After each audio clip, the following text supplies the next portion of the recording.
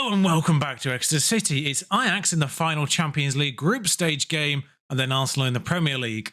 You may remember I billed this Ajax game as the group deciding game, the final game, because obviously we lose away to Bayern Munich. Well, I'll get you caught up. Now I just need to switch to the left briefly because there's an important point to make here. I didn't use the regular formation against Bayern Munich. I used the version with a defensive midfielder. Maybe I need to use this more, because not only did we win 4-0, Hesham played that deep role, and he got a 7.5, did he? Bless him. 4-0, Aaron Martin still got a 6.4. Work that one out. Stuart Smith came on, got a 7.5 in that game. He scored 2 goals, and they've both been brilliant. And they were in the game that immediately followed last episode, and in the game that immediately preceded this one. Just to remind you who Stuart Smith is, he is the person that we got in the player exchange, if you remember, at the beginning of this season. Here's his one against Bournemouth. Yep. And here's his one against Chelsea. This one's on the right-hand side. He was playing at right-back at this point in time. Yep.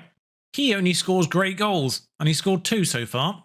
But since we last met with the Benfica game, we have won every single game. 4-1 Bournemouth, 1-0 Brighton, 4-0 Bayern, 3-2 against West Ham and Burnley, and then a 3-1 against Chelsea. Clean sheet's still a problem. I also forgot to take Robert Sanchez out until the Burnley game. Problem having 2 good goalkeepers. Robert Sanchez did keep 2 clean sheets though there, Brighton and Bayern. In fact, I think Robert Sanchez has kept the only clean sheet so far. Oh no. Just realised I was still on the left. All that means is we are third.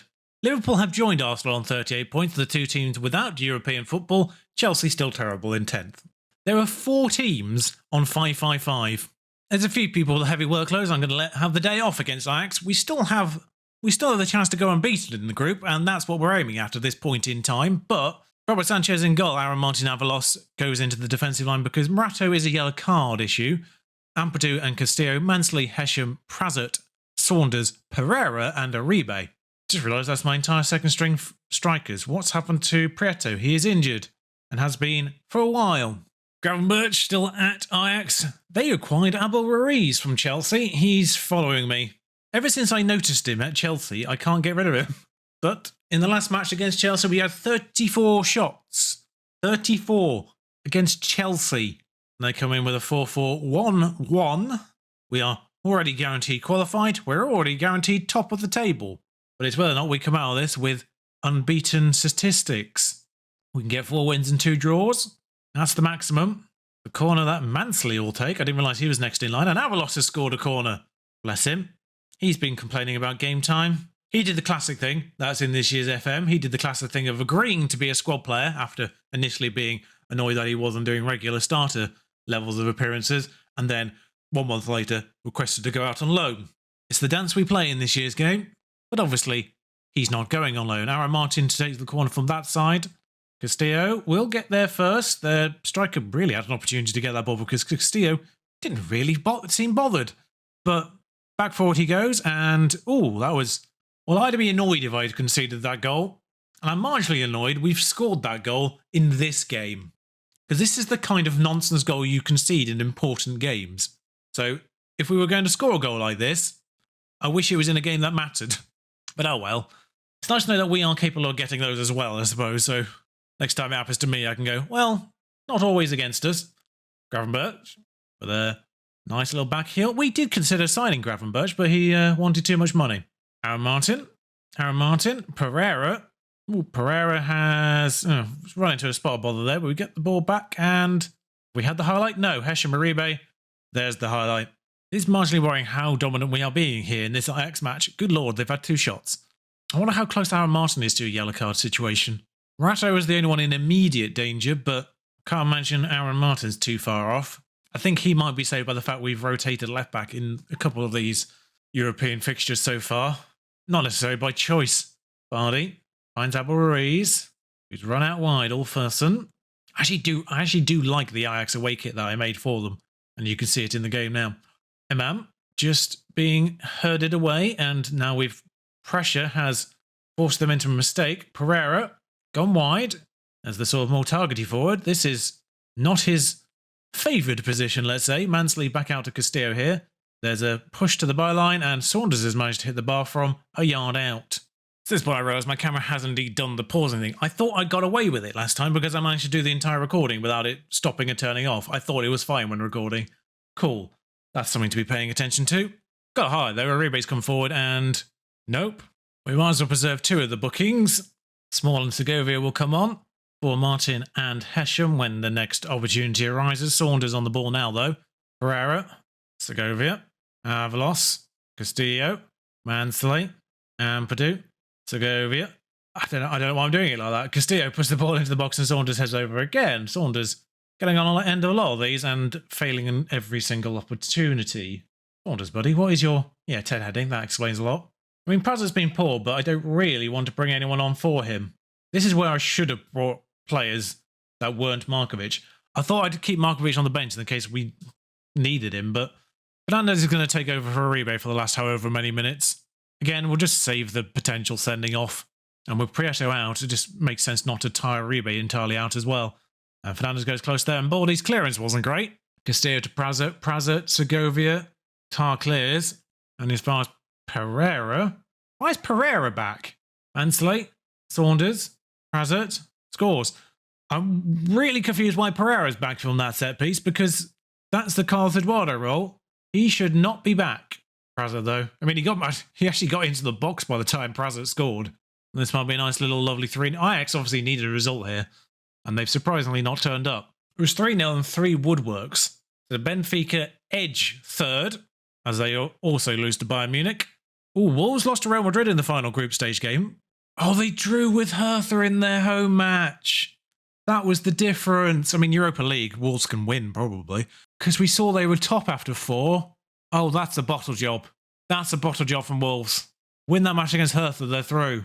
And I think they would have been top if they'd won that match, because whilst they won and lost against PSG, they did score 2 away goals against PSG, which I think matters in the head-to-head, with an identical record in every other respect. But now every game has been played. Let's just check to see how everyone got on. Rangers got through to the Europa League. That's quite good from their group. Real San Sebastian in 1. I think we still have to avoid English teams in the first knockout round. So in a way, that's kind of a non-situation. Sociedad would have been a great team to actually got in that. But City at least help us avoid playing Inter.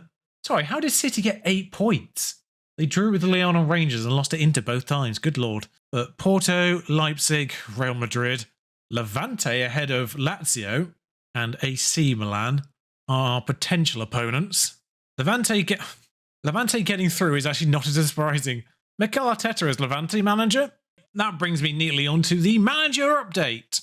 Unai Emery is still Moldova manager. David Moyes is still Iceland manager. But you can add Kike Sanchez-Flores as Finland manager. And Erik ten Hag is Ukraine manager to the list of slightly odd international appointments. I was about to say in club football, everything's a little boring manager-wise, and then I've just spotted Benny McCarthy at Borussia Dortmund. He's been there 3 years.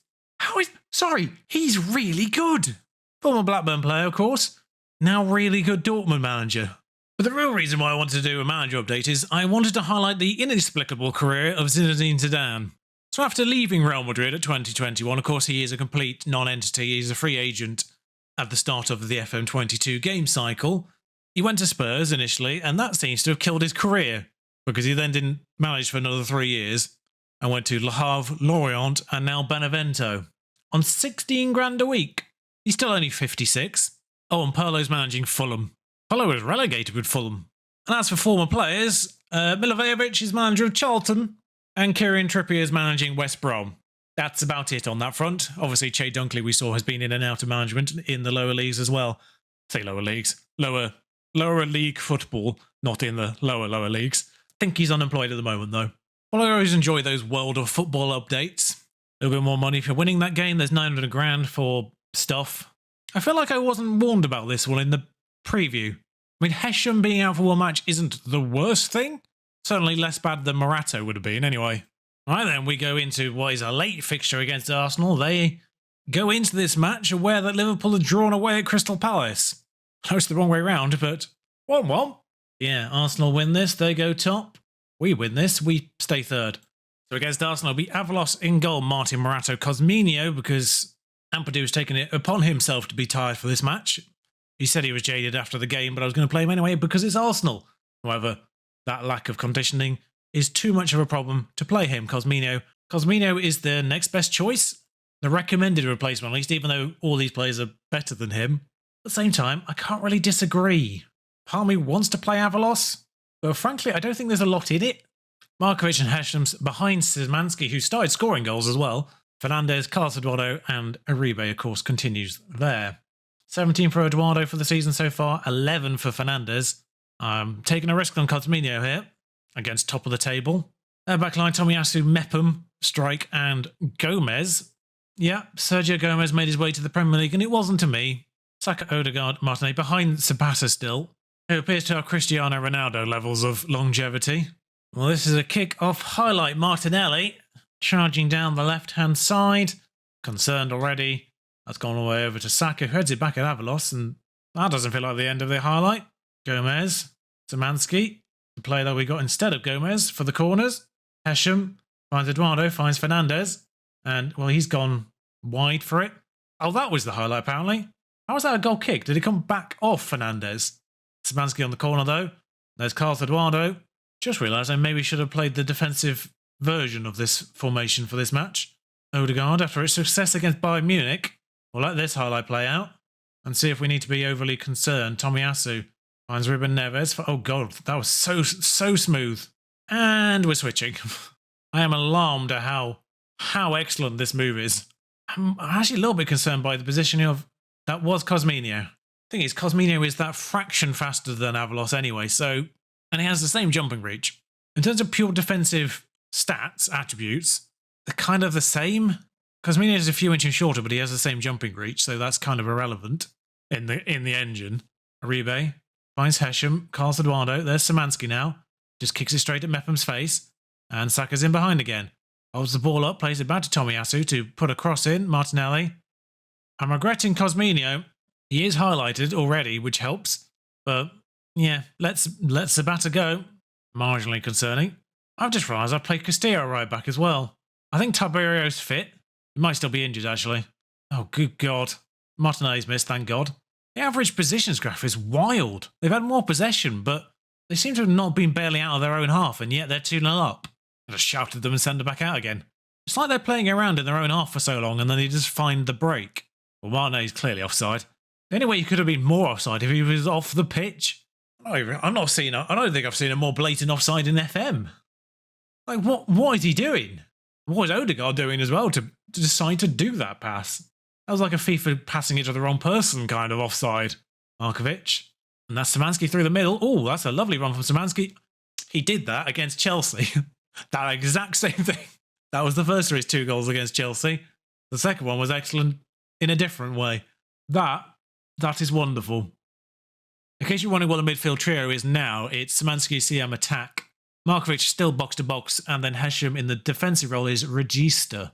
Not anchor or halfback, Regista. Carlos Eduardo just thrashes it at Ramsdale. Resultant corner, though, is, where they shine. Carlos Eduardo, and they've managed to miss both Carlos Eduardo and Morato. Combined 37 jumper reach between them, and for some reason missed them both. Well, Hesham not doing as well. Segovia Markovic backwards. The tiredness of Dennis Castillo makes me want to bring Stuart Smith on, who apparently now can't play right back. Fresh legs up front, I think. I'm actually going to bring Pereira on, because he is left-footed for Ciro Fernandez, who's not had the greatest of showings. That should have been a goal for Arsenal. Well, away at the Emirates, this isn't a bad showing. Oh, God. Wait, what? That didn't go in. I think I had the net ripple glitch, and Tomiyasu's getting booked for that. Yeah, it was the net ripple glitch. I'm intrigued. Oh, he's gone off. I was going to say, I'm intrigued. I didn't see that. I can't remember how much they're paying him 120 grand a week. Casual reminder, he wanted 210 from me. Kieran Tierney, though, with a throw-in. Gomez, I think, is just signed for Man City in real life, so there goes that bargain. Duvan Zapata, or he's about to sign for Man City. Dest, although, in FM, I imagine he might be loanable. Ruben Neves, Tomiyasu. Puts the ball back in, Zapata. This is spent too long near this box not to be an Arsenal highlight. Ruben Neves some distance. And Avalos makes a save, actually. He's put in a good shift despite conceding 2. Tierney, Dest. They've kind of Bukayo Saka Serginho Dest, by the way. Oh dear, we've missed a header there, but Cosmino does gather. I've not made a third sub, but I just haven't really felt the need to. Tierney Oh, no, I have, sorry. It was Pereira, wasn't it? Now, there is Saka on that right-hand side. Yeah, Saka went from left back to right winger. Dest, they've turned from right back to left winger. Tomiyasu, Odegaard, cleared. Oh, that's full time. Okay, it was his end of game highlight. Cool. Arsenal just more clinical. Relatively even game. There was a late chance that possibly should have been a goal. That's obviously that goalmouth scramble, but relatively even game that Arsenal have edged. Can't really be too mad at that one. Carlos Eduardo, obviously, with that golden opportunity that he didn't take, and that quite frankly was the difference. Meanwhile, Bournemouth beat Man City. Bournemouth still bottom despite beating Man City. Oh, Butland's retiring at the end of it. He's still only 35. You could do a job in a lower league team for a couple of years. But Butland's retiring. I don't think he's played once. Oh no, he got one appearance in a cup last year, and that is it. Unfortunately, I don't think the Champions League draw is for a little while yet, so I'll bring you back in January, maybe. Maybe even actually the end of January. Quite frankly, the Champions League knockout round could be where I bring you back. Man United follow it. We've already played Liverpool in an episode, so we'll try and avoid them if possible. Seems sensible to me. And I see the second leg of that actually immediately precedes the Chelsea game, so that could be the following one after that. So I'll see you for probably the next rounds of the Champions League. Until then, thank you for watching. Ta-ra.